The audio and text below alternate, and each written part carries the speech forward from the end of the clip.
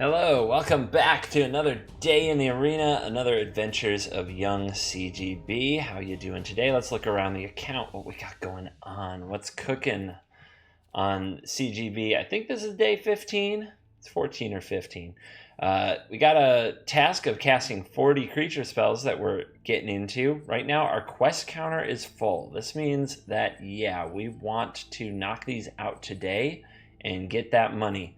So 20 white or red spells and 20 red or green spells. And over here for a pack, 20 black or red spells. What's the common thing? Red, red, red, and creatures. All right, we can definitely handle that.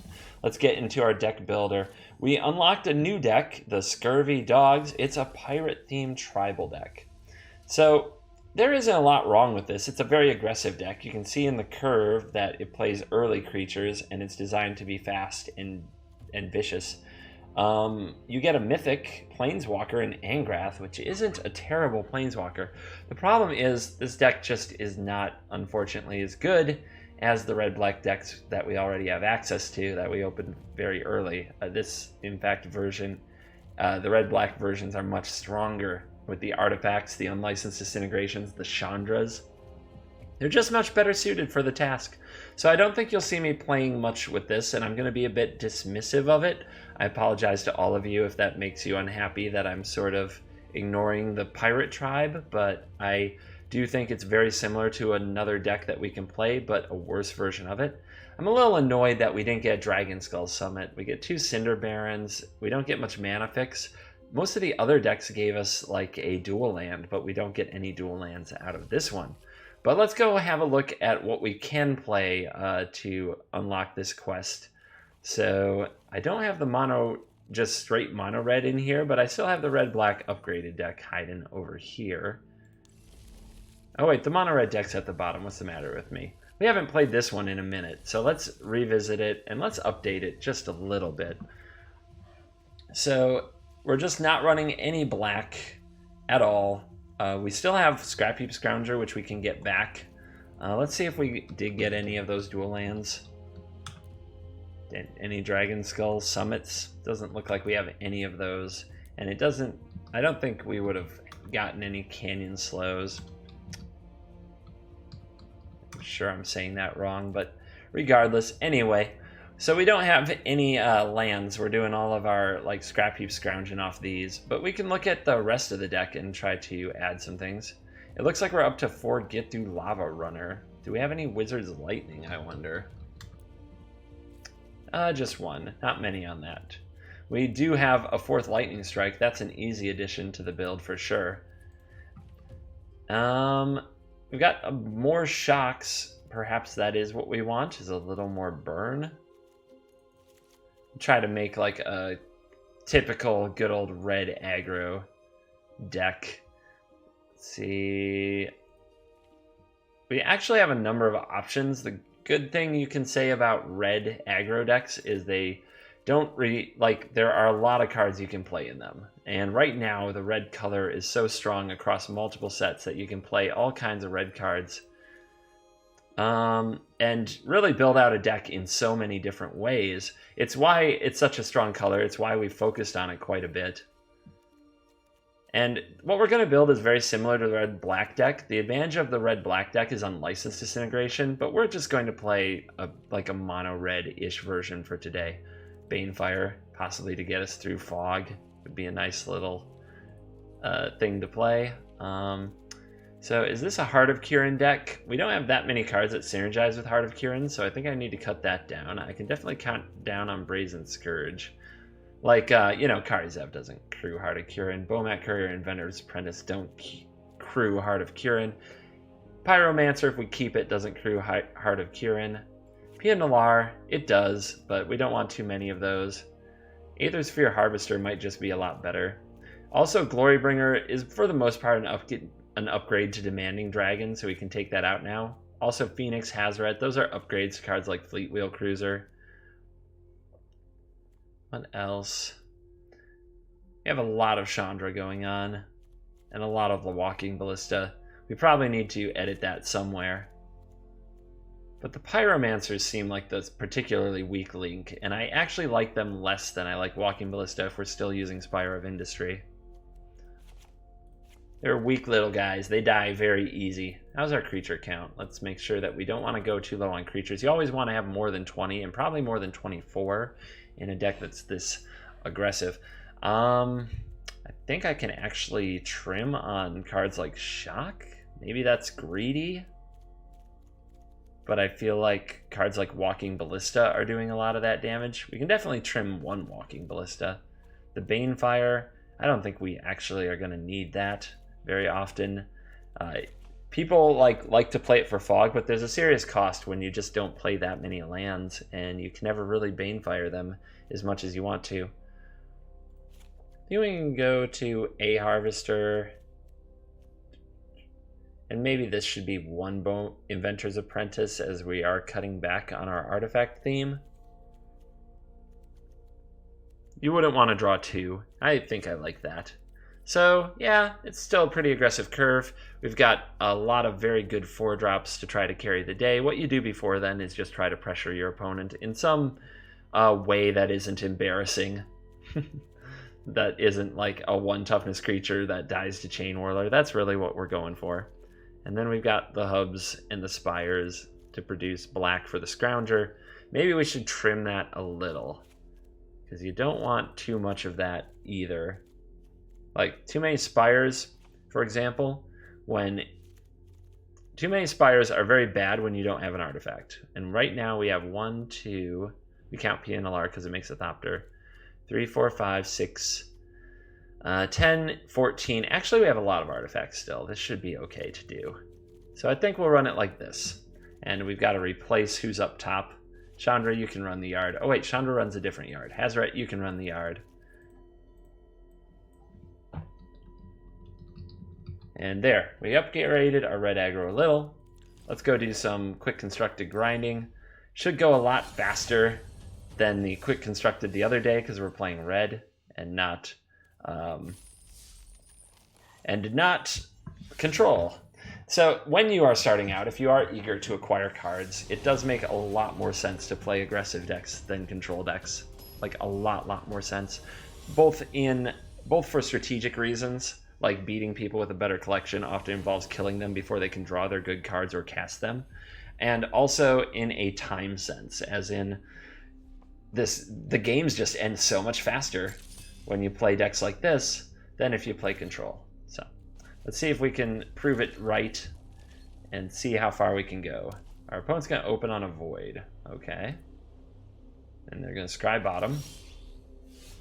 We are going to miss some land drops, which isn't good. And honestly, every single day I lose games because I keep a 2-lander on the play and never draw the lands. It happens every day in Quick Constructed all the time. Ask anybody who watches my streams.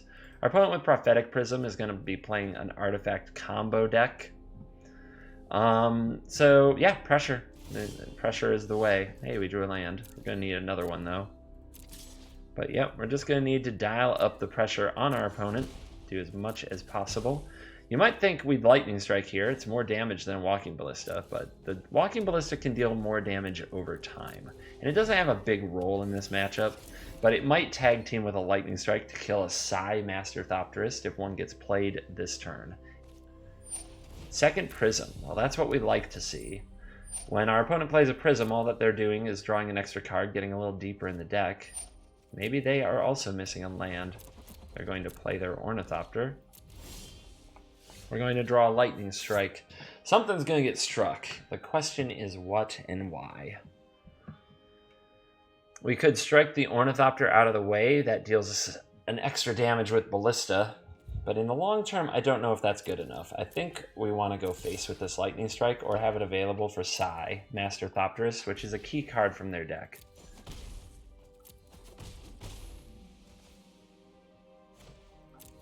So yeah, I think we're just holding this Lightning Strike. I don't think that killing the Ornithopter is too great right now. Puzzle Knot, that's even better than a Prism as it costs them a life. Our opponent's stuck with mana, just like we are. Their deck often, though, runs 18 or 19 lands. So it's a very low to the ground deck, you would say. Let's start firing at the face. Face is the place. Our opponent even has to discard. This has gone very poorly for them. Lucky for us, poorly for them. And we're not exactly rolling in mana either. We do have to hit our 4th land or else our awesome mythics don't happen.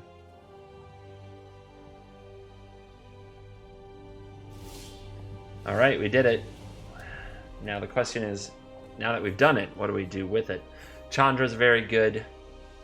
It's a source of damage that can be used turn after turn.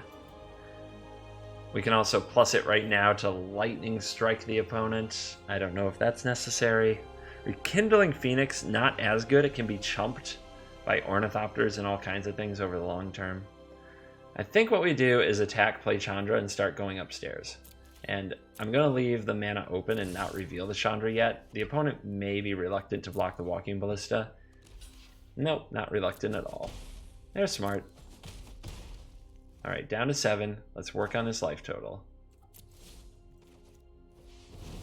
It's a very sticky card for the mono blue deck to deal with. Hey, this will be easy. Alright, we can't cast that lightning strike, but we can shoot 2 to the face for free. We don't have the mana for it.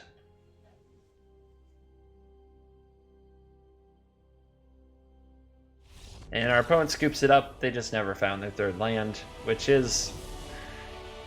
I was saying it happens to me every day. It's important to remember when things are going badly for you that it happens to your opponents every day too. Nobody's immune. Oh, we got a pack. We can crack it, but let's keep grinding for a while. We'll try to do all the pack cracking at the end if we're going to do that. I think we have plenty more that we can unlock if we need to. It's going to be a big gold day. That's what it's all about. Get that money. Get that bread. Get that cheddar. Get that dough. Do you think it's all, you know, people say you need money to eat, so they have all these food metaphors for it?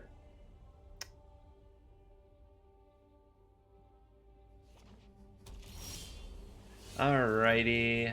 Let's drop in our Ballista on 2 again. It's not a grade 2 drop. Without a question, it's a mopey one, as they would say.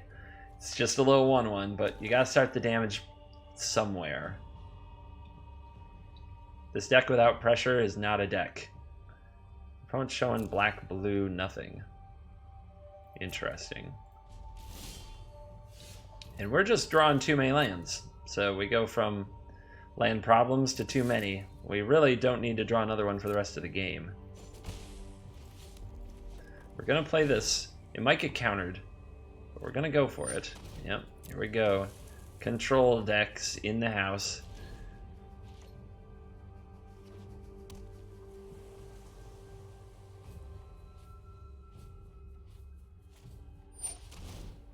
That's awkward. That's a very nice Doomfall. It wouldn't be a nice Doomfall if we had any other card to play, but since we don't, it's a very nice Doomfall. Well, we drew one, so that's good. Now they have to have Vraska's Contempt for this. They don't even have another black yet. Alright, we'll see how they deal with the Phoenix. Hostage Taker. We're gonna have to draw a way to get it. That's the answer. We gotta get it.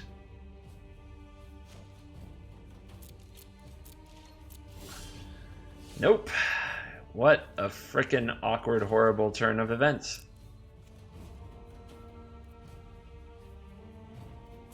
I don't think my opponent will block. If they do, I'm just gonna leave, because that is a hard bluff that I just made. A hard stone cold bluff, but my opponent was tapped out. They had no fallback plan, and if they lose the hostage taker, I get the Phoenix back. So my theory there was that they could not block. And here we go. Opponent showing all their amazing ability.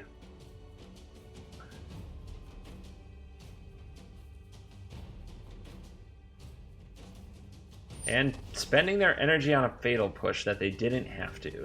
That's sad.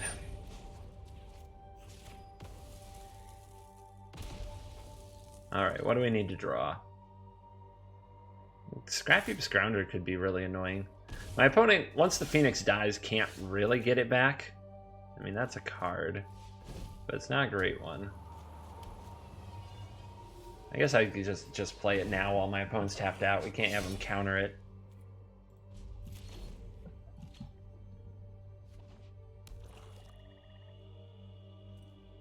But yeah, definite flood territory. 5 spells, 6 lands. Getting 2 for 1 by the hostage taker with no way to deal with it. That was both kind of embarrassing for a red deck and pretty just ugh. Yeah, I'm not gonna block. No, I am not. Yep. Opponent with all the tools. Well, we drew something. It's not nothing.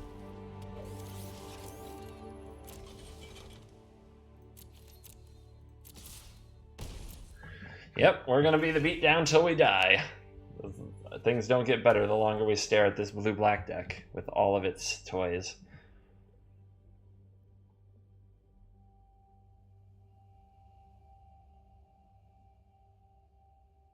Still, their clock's a little faster than ours, and a Scarab God, just for the rub-ins, in case things weren't going well enough, in case the opponent hadn't already drawn a perfect mix of cards, while we were drawing a very awkward mix of cards. They also have pulled a Scarab God right out of their butt. But let's see what we can do. We're at 8.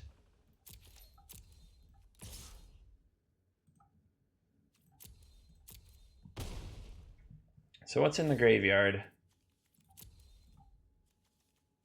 Alright, see what they do. If they are too aggressive, we might do something crazy like draw another lightning strike off the top. If we can get in one more Heart of Kiran hit. Yep, they don't use it. The Pia Nalaar, though, is a big problem. It means that they'll have a blocker for sure. Yep, here they come.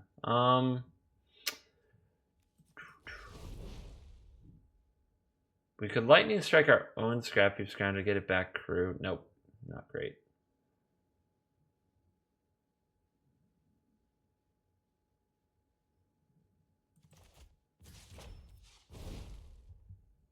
So we'll do it like this.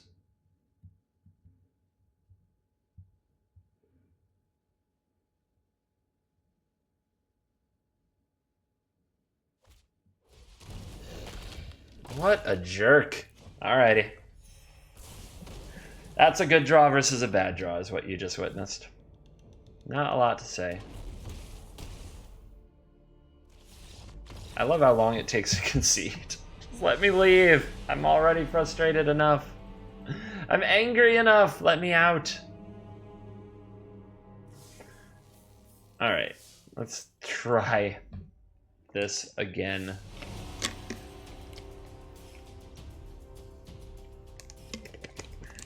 Everyone else gets turn 1 Bomat Courier. How about me?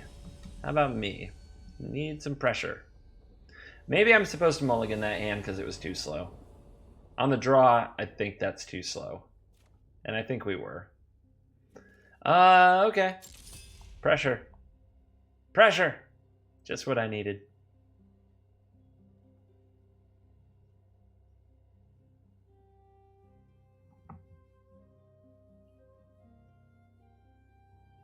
So, Void, want to play the magic? All right. I'm going to go with this because it's more damage, and I'm more concerned about damage than cards under Bomat.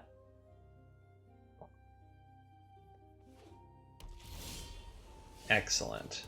Yes, let's get a rematch with these blue-black shenanigans and these blue-white shenanigans.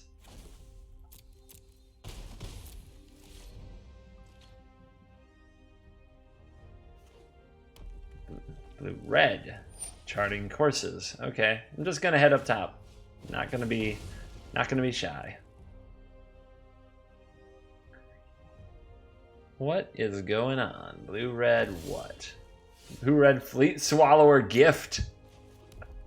Alrighty then. It's like that, you guys. Blue-red God Pharaoh's gift Fleet Swallower reanimation jutsu. Bravo to the opponent for playing something. I am Fun Police. I'm playing just another red aggro deck. They're playing Fleet Swallower shenanigans. The idea being to make us play Fraying Sanity and reanimate a Fleet Swallower with haste in the same turn, and basically mill our entire deck all at once. Now maybe that's not what they're doing, but it's a deck I've seen. They're going to go unlicensed on Bomat right now. Okay. I don't have another artifact, which is one of the fears of running this little guy, but I got Chandra. This is gonna hurt.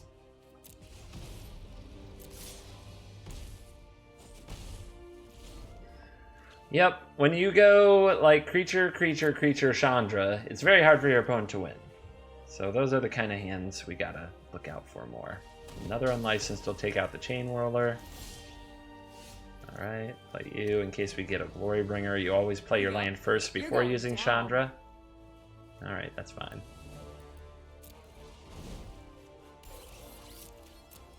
And swing in and just keep punching away. I guess I could have played this for 1 and lightning struck my opponent and would have had lethal. So little mistake. Got too excited by my Ballista. Should have just played it for 1. Sweltering Suns, yep. Opponent's gonna die though.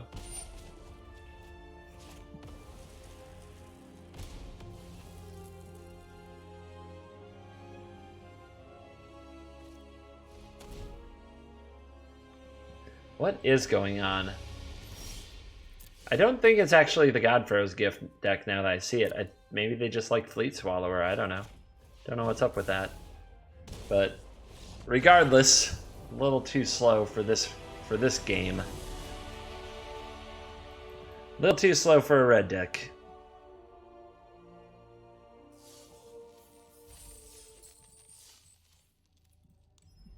Cruising right along. 2-1.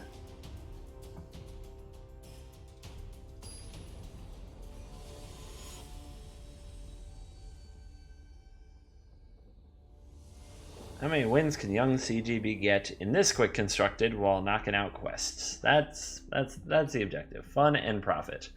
Not enough pressure, right? Did we say that we have to mulligan these hands? It's really hard to, though. Like, hurts my brain, to be honest.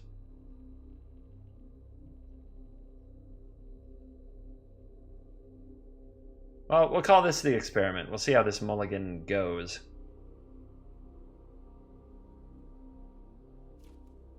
Yeah, that's a lot more pressure if we find a land, and we do. Okay.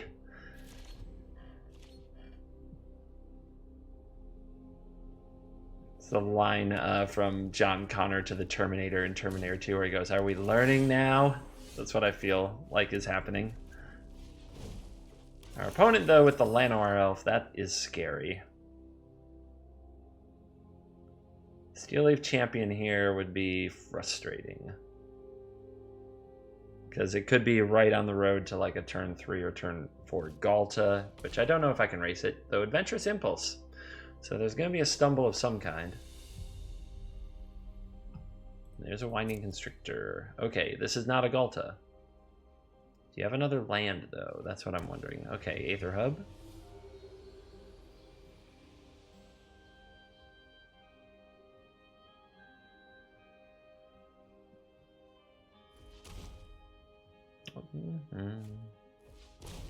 Alright, Snake in play. I'm going to see if our opponent wants to trade their Snake, I believe. If they want to, that's fine, as it's probably the best card in their deck. So I'm not going to exert my Ahn-Crop Crasher. Yep, opponent's going to take it all. But they might be able to make big creatures now. But if those big creatures can't block, maybe we can still steal the game. So we can get him for 9 next turn, set them to 5.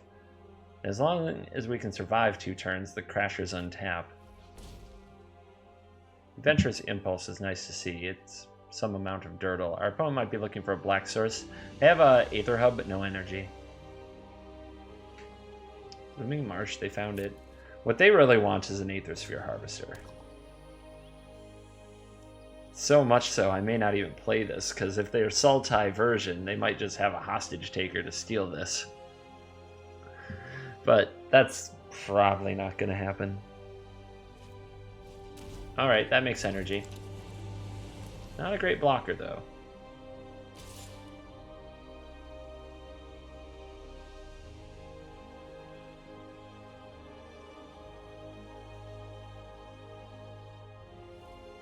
Alright, opponent's keeping the Llanowar Elf back, which implies some kind of a... what would we say? Blossoming Defense, right? That's got to be the card. I was going to say a trick, but a Blossoming Defense makes the most sense. So we can play the Chandra. It can... trying to shoot something with it, though, is probably a bad idea. I could, of course, see if my opponent would use Blossoming Defense on the Crasher. So I'll exert here, and we'll target the Siphoner. And that went through.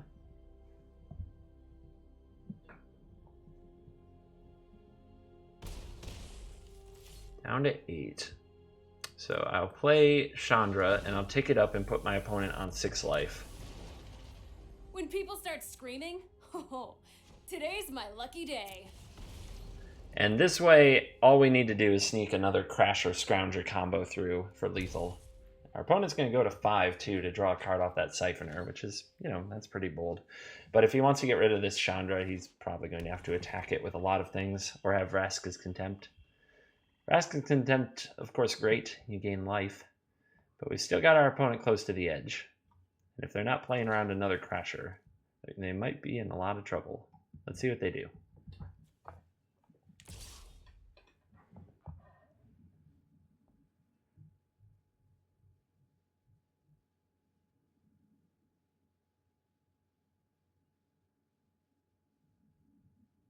You have to believe that they want very badly to get Chandra off the board. Taking another 2 points from it just feels like you're giving up.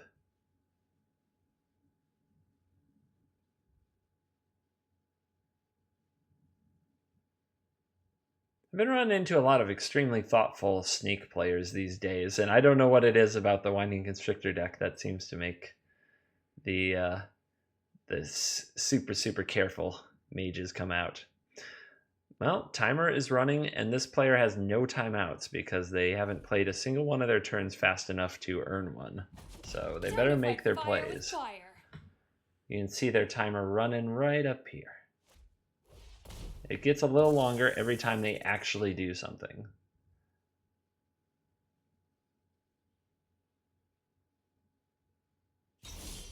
All right, Chandra lived. Let's play a land first. Let's plus Chandra. Our opponent with 2 mana open. Oh, this is gonna hurt. Could mean a fatal push. We get our opponent to a very low life total. We play our Ahn-Crop Crasher. You see the cards are being touched. Could mean any number of things.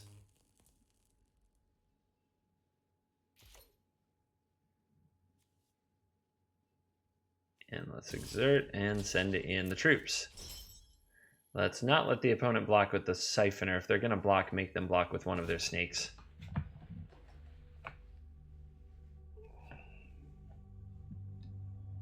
Goblin Chainwhirler can take care of the Siphoner. I'm not too worried about it drawing cards because the opponent's life is so low. So do they have something, a fatal push? If they do, they have to block Crasher with Constrictor and fatal push Scrapheap Scrounger. But let's see if they see the line. Also, we have our Aether Hub and Mountain open to get Scrapheap back if that is what happens.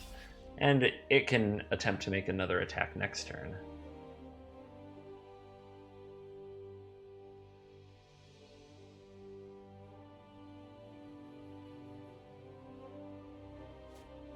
Yep, they found their fatal push.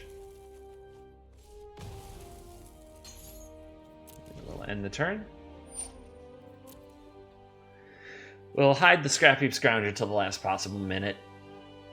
Try to get our opponent to forget about it, although they can see it here just the same as they can. Maybe he doesn't see the energy. You never know. Let's make him do it right. Again, they don't have timeouts, so perhaps we can get them.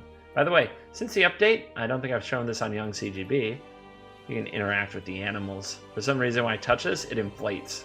See it just kind of pumping up. It's like a Nike shoe from the 90s. With those pumps, you gotta pump it. You gotta pump it up, then you can jump, right? Walking Ballista. Our opponent's looking around, feeling like they got a shot at this.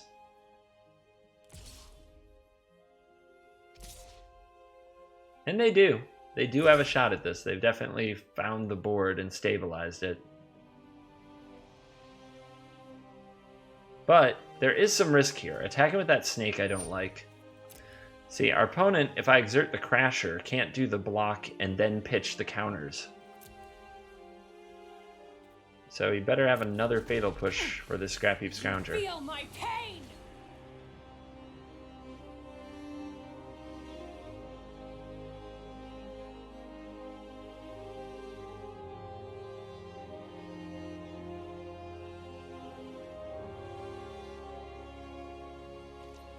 Alrighty.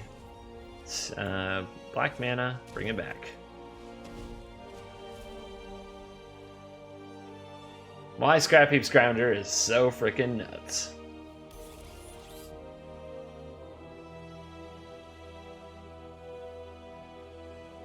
Yeah, he's gonna need another Fatal Push now from the way that he attacked. If he hadn't attacked with this Constrictor and still had a blocker, he might be okay. Alright. Let's see what happens. Maybe he's got it all figured out. Maybe all that thinking is all part of the master plan.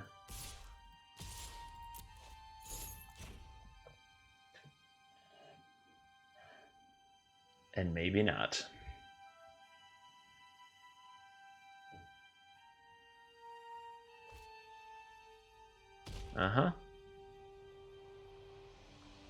But what you needed to do was do this before the exert happened. If he had done this at the start of combat, he'd be okay right now. He'd get to block with this Walking Ballista. As it is right now, he will not, so he needs that Fatal Push. Does have it. To be fair, it was all part of the plan. All part of the plan. But now I'll jam this Aethersphere Harvester. And what have you got for that?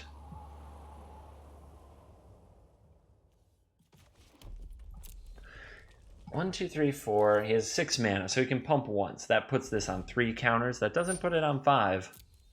He's going to need a way around this Harvester. I'm not sure what he could have. Brontodon might be in the deck, but it's not in... It's in some of the snake decks, but not most of them. But neither are all these Fatal Push, so our opponent's kind of doing their own thing. Fatal Push not as like an auto 4 of in snake decks very often these days. They pretty much rely on Ballista to kill small creatures and Chupacabras to kill big creatures. Or at least that's what I've seen.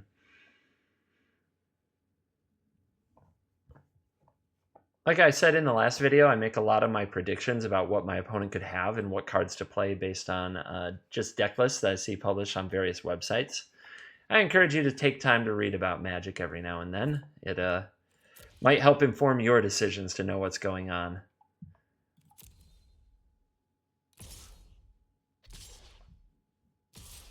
So what my opponent can do, if I bring back Scrounger on end step, is you can pump the Ballista, shoot the Scrounger twice, and then I don't get to attack with Harvester.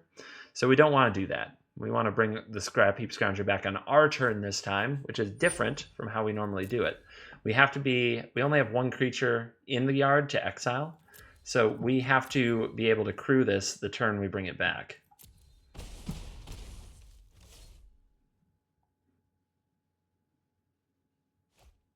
Yep. Okay, only 2 Aether Hubs left, although there's energy, so it's any color our opponent might like. But that wasn't careful tapping, and when my opponent stops doing careful tapping, I feel like they know they're defeated. But that may not be the case, we'll see. I've certainly made that mistake before too. Just trying to read the signs. And finally the opponent's timer is running. This really... Okay. That is not good enough. So as long as we bring back a Scrounger on our turn, and not right now. I'm going to say it again because some of you might miss this. If I bring Scrapheap now, there's only 1 creature from the graveyard. Alright? There isn't another one. If I bring this back, my opponent kills it with Walking Ballista before it's my turn, which means nothing can crew this Harvester, which means I can't win. So we're going to end turn. And we're going to now make the black mana. Now bring back the Scrapheap Scrounger.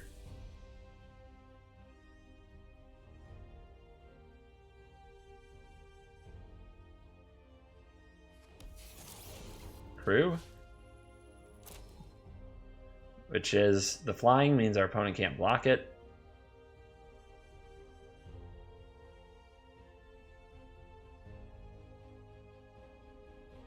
So, although bringing Scrappy back on end step is something I've talked about many times, and something you do often in the game, we found a situation, and this is why it's important not to make any hard and fast rules about when to sack your Evolving Wilds, or when to bring back your Scrapheap Scroungers, or when to play an instant only on the opponent's turn. Magic is a complex game. There's always more going on, and we found a good situation to demo that here, where it looks like we're gonna just barely pull this out. Our opponent says, "Good game." Yeah, good game. You are a thoughtful one, but you didn't quite think your way out of this.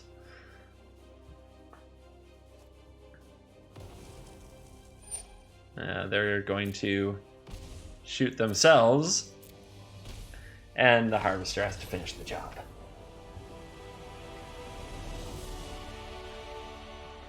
Another floody game. We drew, I think, more lands than spells again, but sometimes you pull it off if you have enough early pressure, and that's what that game was. We had just enough pressure from our Ahn-Crop Crashers. They got just enough damage through.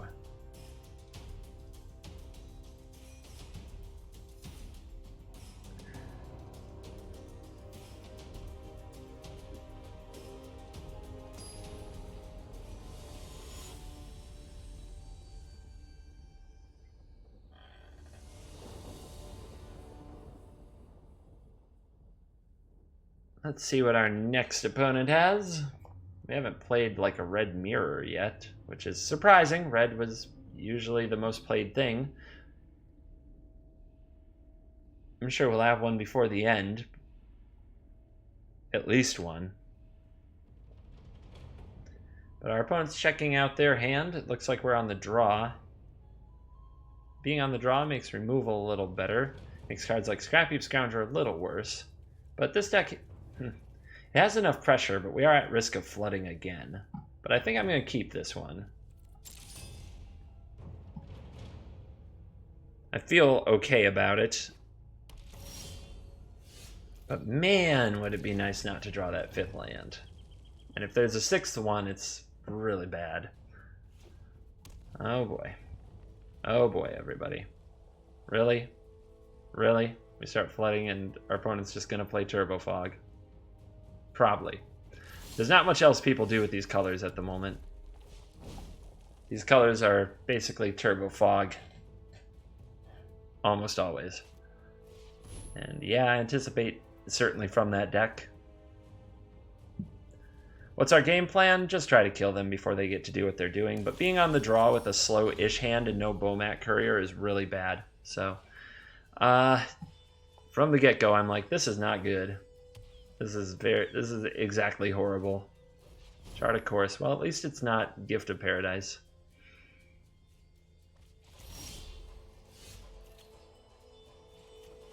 Let's get them as fast as we can. We need to do all the damage we can do. Walking Ballista might help. 4 mana now. Our opponent could also be playing Settle the Wreckage, which I just don't think we can play around. The deck is already too scary for that, so I'm going to go for it. And if we have a bunch of land, it can help our ballistas. Alright, Root Snare. Yep, that's what I figured would happen. And while there's still a chance we can get some damage through, I'll keep playing out my creatures, although Fumigate could get you. Not many of these lists run Fumigate right now, from the ones I've seen online. I prefer to play Walking Ballista after a Settle the Wreckage, after we get as much mana as possible.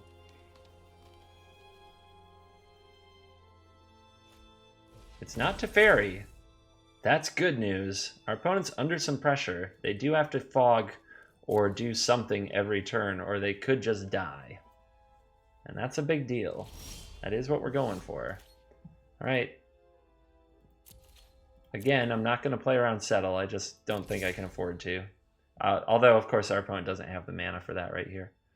1, 2, 3, 4, 5, 8, 11. Yeah, if we get this damage through, it's game. So I'm not going to do any pumping with Pia Nalaar. And there is the Haze of Pollen.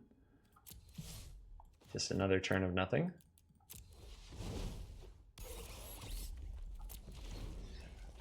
Get the Ballista down.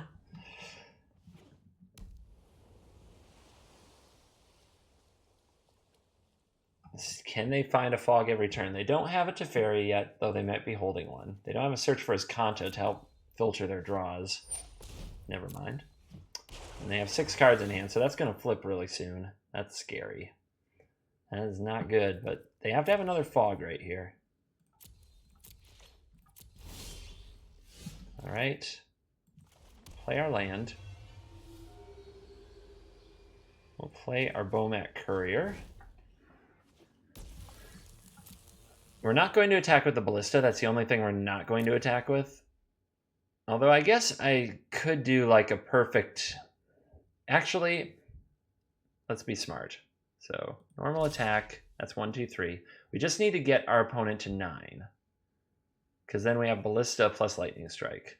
So 1, 2, 3, 4, 5, 6. 4, 5, 6 with those two. 7, 8, 9. So something like this. We can sack the Scrapheap Scrounger to the Pia Nalaar if we want to keep it around for graveyard fodder. We can Lightning Strike our opponent, and we can sack Bomat Courier. 6, 7, 8, 9. Yeah, okay.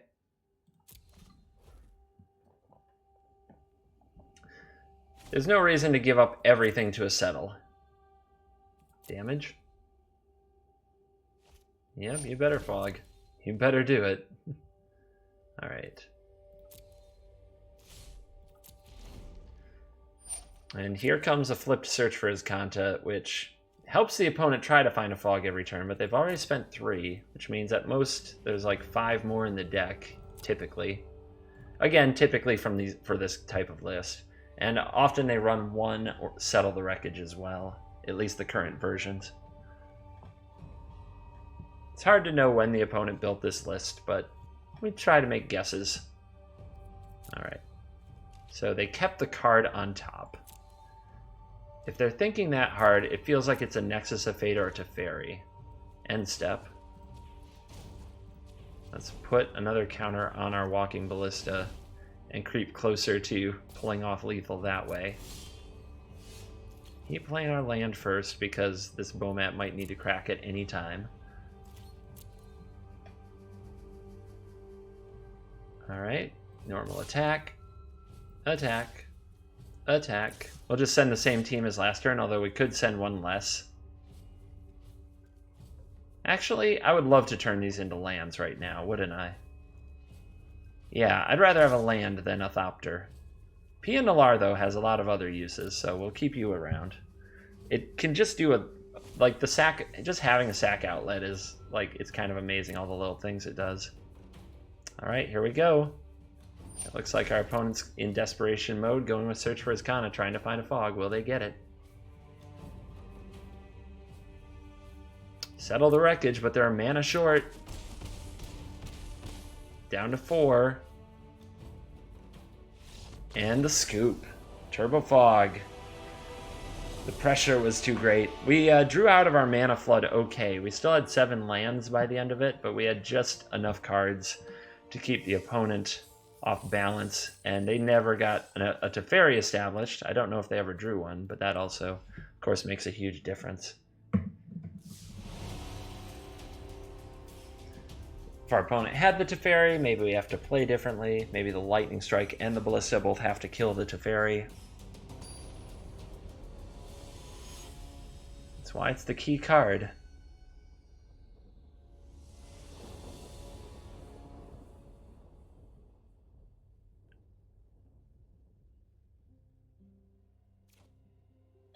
All right, we've got the Bomat, and we got some removal, and we got a Chainwhirler, so What have you got? Just an island.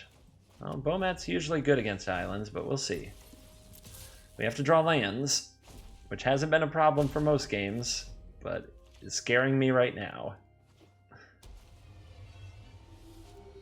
Hub Crane. Alright, more of this blue stuff. More of this, what is this? Some kind of storm combo thing. It'll be very good if we don't draw land, that is for sure. Like, we're gonna need this land next turn. Or we're gonna be crying in the corner.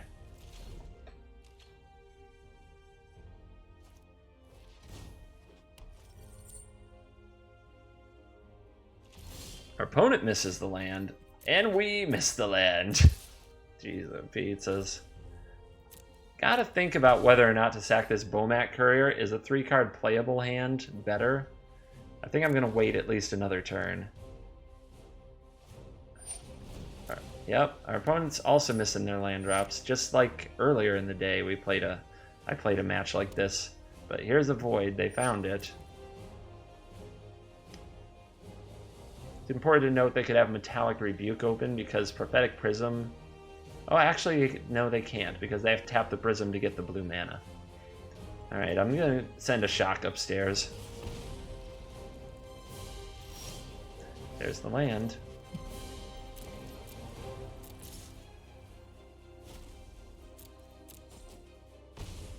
Let's get a Chainwhirler out, I guess. Just pick at the opponent. Now, what matters here is if they have a Sai Master Thopterist and ways to make some Thopters. They do have a Sai. The question now, though... Oh, Mox Amber, that's really good. That lets my opponent keep some mana up. But they're using it to play a Renegade map. So we can sweep these back up with our Chainwhirler. And we drew another land, too. So the question now... I think I attack with my Chainwhirler. If the opponent blocks with their Sai, I definitely play the other Chainwhirler. But we could also just Chandra it.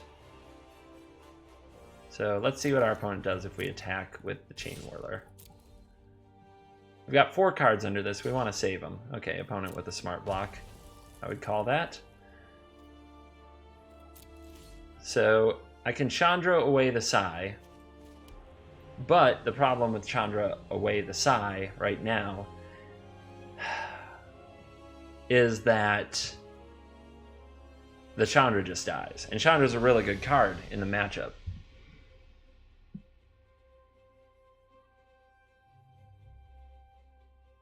And if our opponent just has another Sai, it's very sad.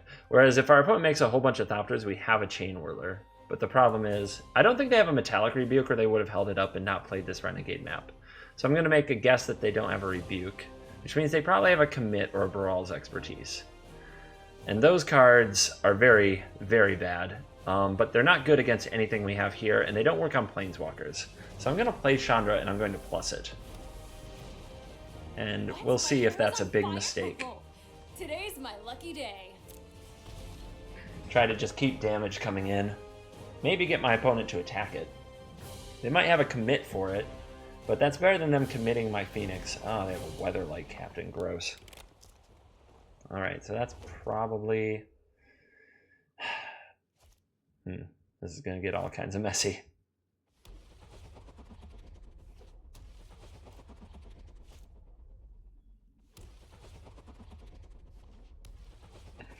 Joyra's a good one. Oh my goodness. What a hand they had. Look at them doing it.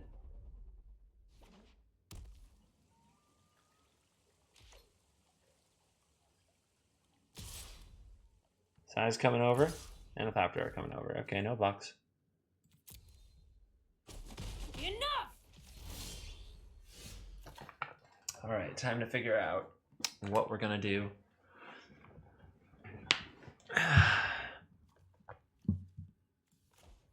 I think it has to start here.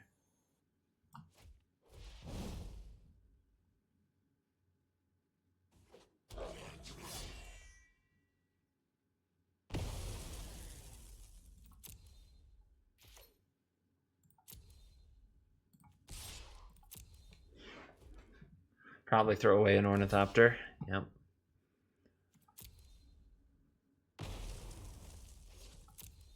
If I was going to do this, maybe I should have done it first. I could have attacked with my Bomat Courier. Little mistake. But I think this has to die. Time to die.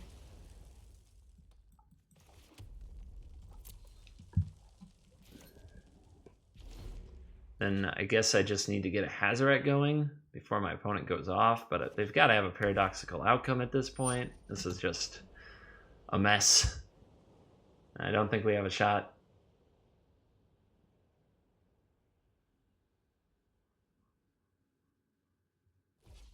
Our opponent would have to draw really badly. We always have a shot. Ooh, weird. Don't know what that's doing. I guess it's just a way to keep Psy protected. Are you an Artificer? Yeah, I guess you are. Yeah. Just a way to make those creatures harder to kill is how I'm feeling. But I feel like this has to be a paradoxical outcome. What you got?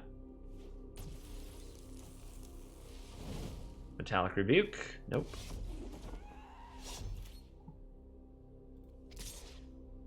Nope, not you. Send him.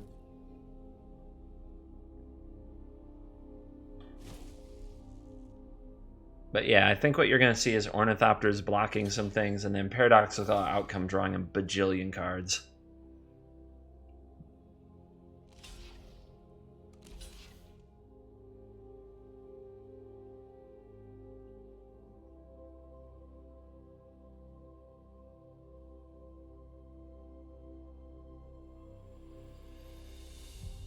The good news is there isn't a statuary yet, but I'm sure there will be next turn. The question is, how much of this do they return?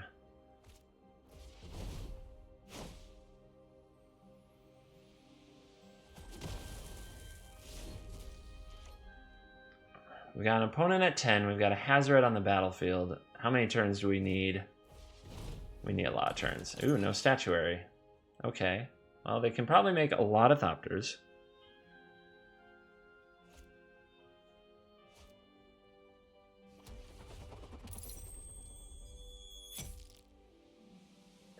But we're going to have to finish it with Burn and hope they don't have a reservoir, I guess.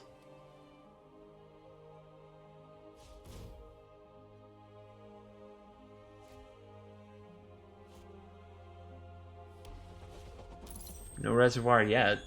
I don't know if they'd play it this turn. Yeah, you should, right? You got so many zeros. Gotta play Psy, though. It's tough to say.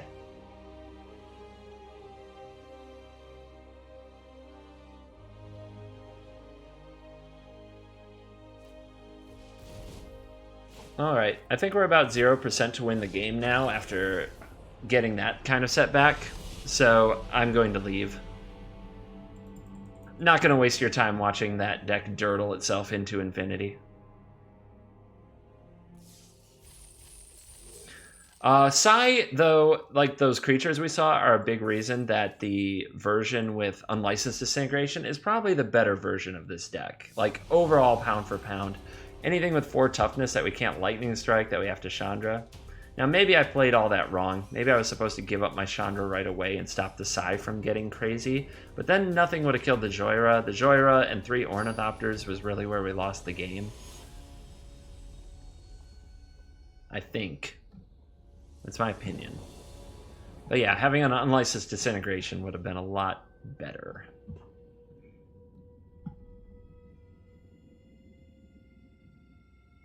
And again, these are full-fledged, you know, we got the Mythics Pro Tour decks. We're competing with them. We should be proud. This is another one of those hands where it seems like on the draw it makes sense to keep. It doesn't have pressure, though. If we're up against Control, I just don't think we can win. But if we're up against another red deck, this is exactly the hand you want, and it looks like we might be. And an Earthshaker Kenra, yeah. Yeah, this is where we want to be. We don't want to kill that with our Lightning Strike. We want to let our Chainwhirler get him. So we're going to just kick it with our Lightning Strike and save it for something else.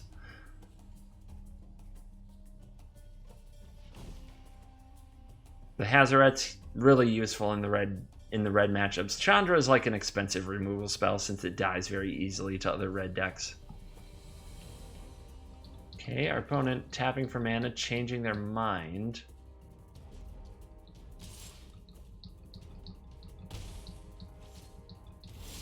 And playing nothing. Okay. Well, I'm just going to say go again. I'm willing to take a little bit of damage to set up. I think my opponent was about to play something and then thought, oh no, Chainwhirler will get me. So we're going to play a little mental magic, and we're going to see if just not playing the Chainwhirler gets them to cast something else. If not, we'll eventually just play Chandra and deal with things that way. All right, my turn? Sure.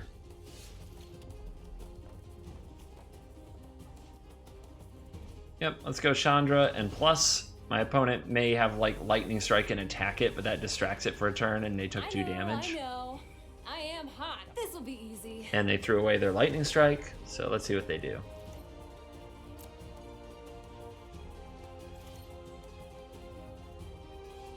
Wait until that perfect end step moment. Oh, now you're asking for it.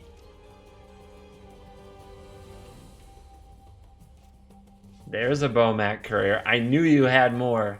I knew you had more. I knew it.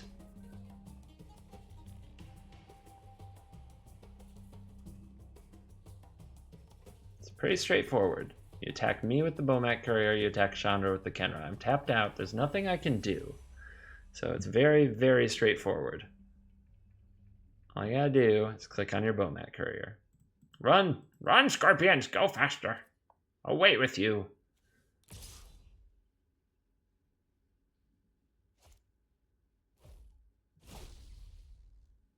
I knew you had more. That all you got? Stop!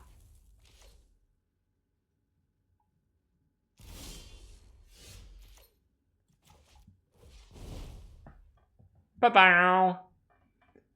Bazinga. Now, Chandra, you might feel bad seeing Chandra die. That's not the mentality, though, that you should really take when you're playing with Chandra in the red mirror. It's so likely to die.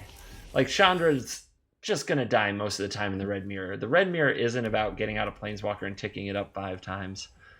Especially when our opponent has a whole bunch of cards in their hand. So, don't feel bad about that. If any of you are tempted to be like, Chandra, no! Not like this. It's okay. Okay, let's throw a Lightning Strike there. Hazoret can't attack this turn, but it will next turn. And I doubt our opponent has a way to really solve the Hazoret, as its indestructibleness against red does make it formidable, unless they keep puncturing blow in their back pocket. An expensive, clunky removal spell that's only good use in red decks is killing Hazorets and Scarab Gods. Oh baby. You probably don't want none of this no more. Yep, good game. Whew, that is a harsh one. Glorybringer finally making an appearance today. I think that's the first time, but doing it with style. Smashing the other red deck to bits.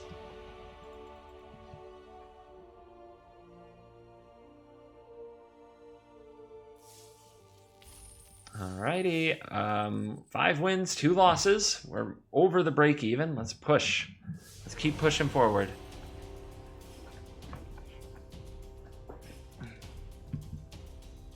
It'd be nice to throw 1,000 gold from a quick constructed on top. Basically winning another pack. Basically winning another random rare, but for the most part, progress on that wildcard meter.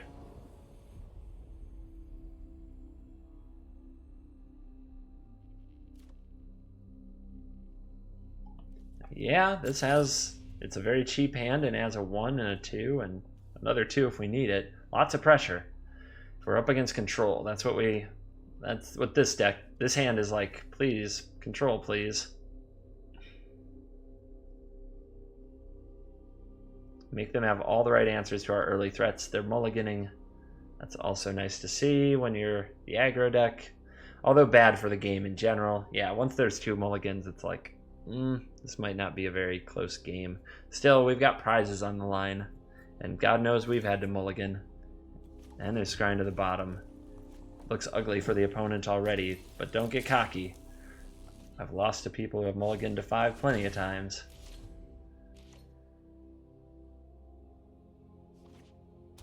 And looks like they also play mountains and Bomat Couriers. And they're going to be aggressive about it. Well, that's one of the worst things that we could have seen, is that our opponent also played red. Oh, not going to be aggressive about it. Okay. Fine by me, I'll play my Scrapheap Scrounger and I won't attack since I got a card under this one. Opponent has no card under theirs.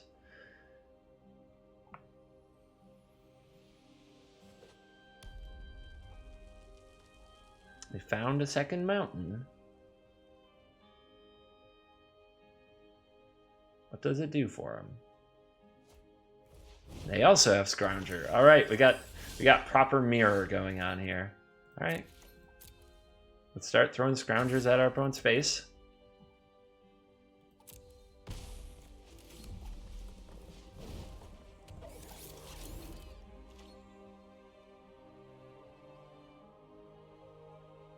They can't block. My plan is to attack you every turn and hope to lightning strike you to death. End of story.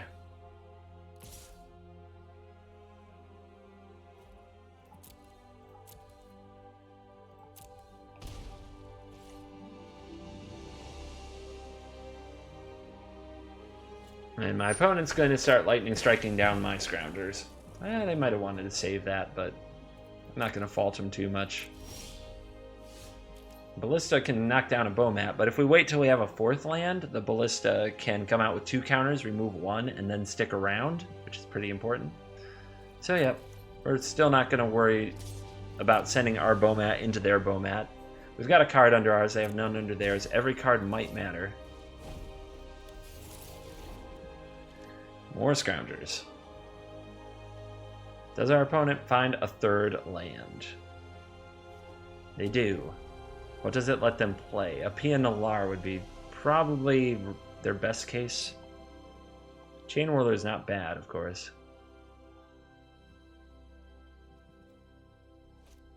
Yeah, they're going for it. One less Bomat in my life. Too bad. Yep, now that our opponent's Bomat starts to get in, clock starts to tick. But we get to flip this pretty hard with our lightning strike.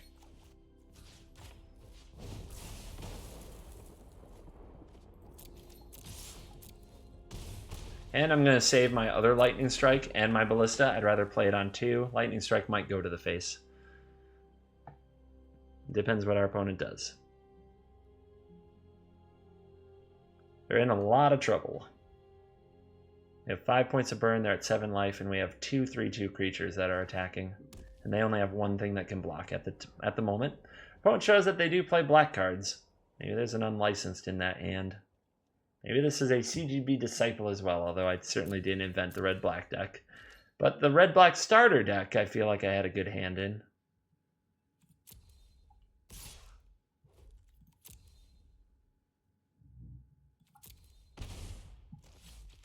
All right, my turn. Bolt your face.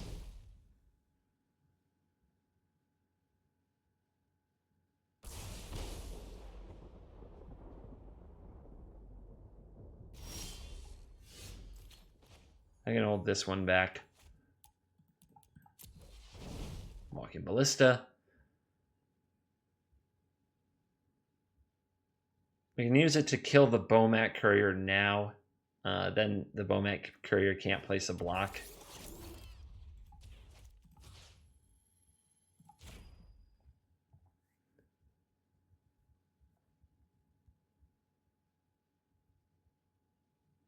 And you see the power of Team Construct over here. They're all artifact creature constructs. Even Bomat is, actually. It's construct on construct crime. Here they come.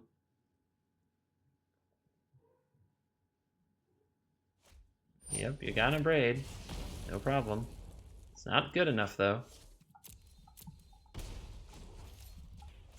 Oops, wrong button. They did move those around with the last update, You guys, that wasn't in your head if some of you are thinking so. And I still sometimes go to the wrong side when playing those cards, and I have to be more careful. Hopefully for the last time. It's the second time they've switched it, which seems so counterproductive to me. Another pack in the bag. 7 wins. Can we do it? Let's play the end boss. Let's try that again. For some reason it wasn't launching, so we just come out, go back in, and yep, now we're launching. Now we're playing the end boss. Hype! The excitement reign.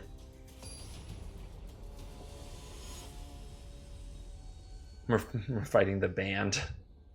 He's been banned, but he's back. Oh no! Fear. It must have been good to get banned.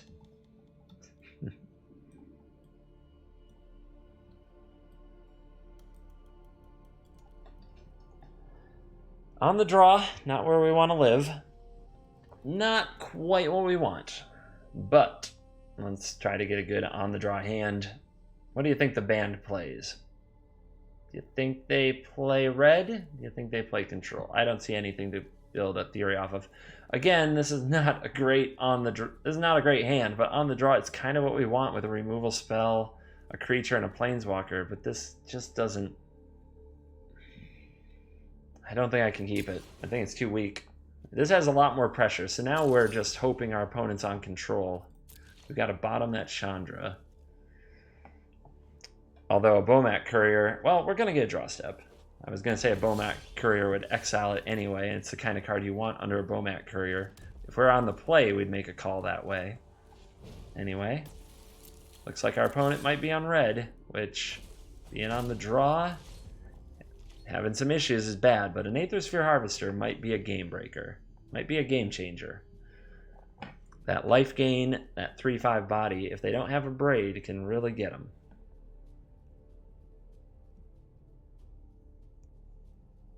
What we want to be careful of is playing more Bomat Couriers or more Walking Ballistas on one, as it is Goblin Chainwhirler territory. It's his yard. We all just live in it. Heart of Kiran. Yep. We're gonna need land. We're gonna go through this all over again.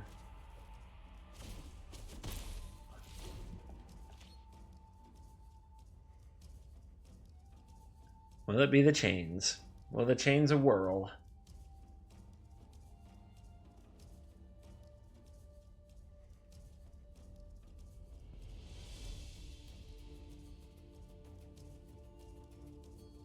Opponent not afraid to be a thoughtful red mage. Not in the least. But, I mean, it's the most obvious turn 2, turn 3 in the history of mankind when you're on the play against another red deck who played a 1-drop. So, can we move it along? Now they're thinking, do I really want to hit my opponent for 4? I think you do.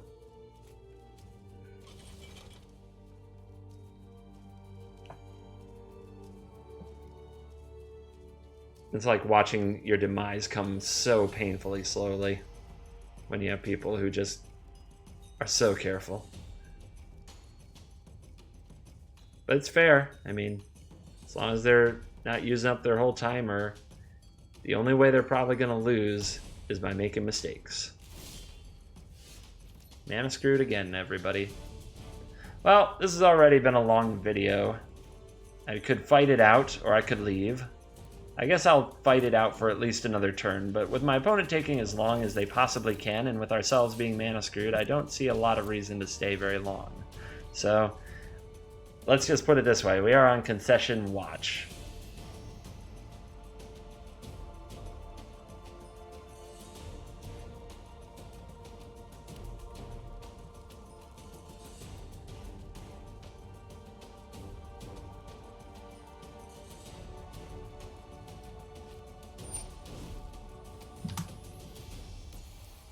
Mm-hmm.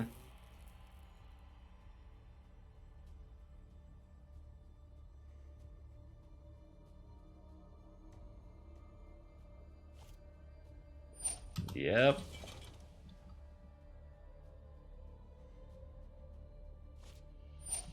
Why not?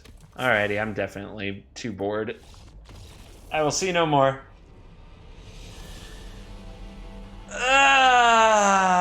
That was a long one. An hour of red deckness.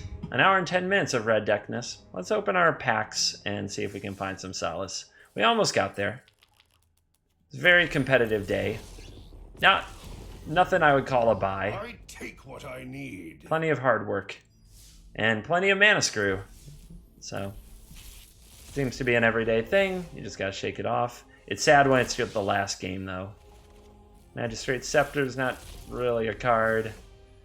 Let's see. Gold wildcards are cards. That we need.